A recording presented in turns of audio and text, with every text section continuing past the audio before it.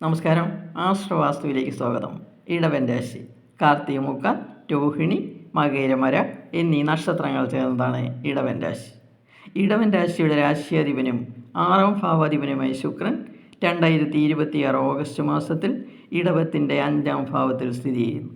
അഷ്ടമാധിപനായ വ്യാഴം ഉച്ചസ്ഥനായി 3ാം ഭാവത്തിലും സഞ്ചരിക്കുന്ന സമയമായതിനാൽ ചെറിയ രീതിയിൽ ജലദോഷം, പനി എന്നിവയുണ്ടാകാം.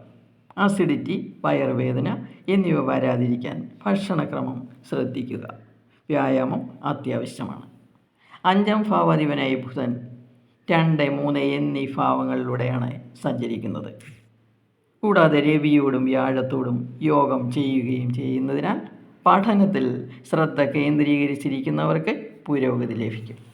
Banking, accounting, engineering, information technology, computer science എന്നീ മേഖലകളിൽ പഠനം നടത്തുന്നവർക്ക് മികച്ച പ്രകടനം കാഴ്ചവയ്ക്കാൻ കഴിയും. സർക്കാർ ജോലിക്ക് വേണ്ടി തയ്യാറെടുക്കുന്നവർക്കും ഗുണകരമായ സമയമാണ്. 10ാം ഭാവാധിപനായ ശനി സർവാഭിഷ്ട സ്ഥാനത്ത് സഞ്ചരിക്കുന്ന സമയമായതുകൊണ്ട് ആത്മാർത്ഥതയോടെ ജോലി ചെയ്യുന്നവർക്ക് മേലുദ്യോഗസ്ഥരുടെ പ്രീതി ലഭിക്കും. പുതിയ ഉത്തരവാദിത്തങ്ങൾ ഏറ്റെടുക്കേണ്ടി വരും.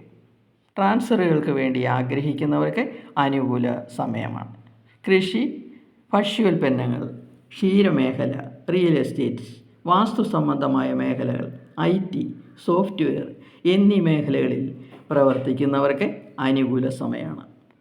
ദീർഘകാല വിജയത്തിനു വേണ്ടി അടിത്തറ പാകാൻ പറ്റിയ സമയമാണ്. 7ാം ഭാവാധിപനായ ചൊവ്വ ഓഗസ്റ്റ് 1 വരെ ജന്മഭാവത്തിലാണ് സ്ഥിതി ചെയ്യുന്നത്, ശേഷം 2ാം ഭാവത്തിലും. ഈ സമയത്ത് വലിയ നിക്ഷേപങ്ങൾ നടത്തുമ്പോൾ കൃത്യമായി കാര്യങ്ങൾ തയ്യാറാക്കിയതിന് ശേഷം മാത്രം ചെയ്യുക.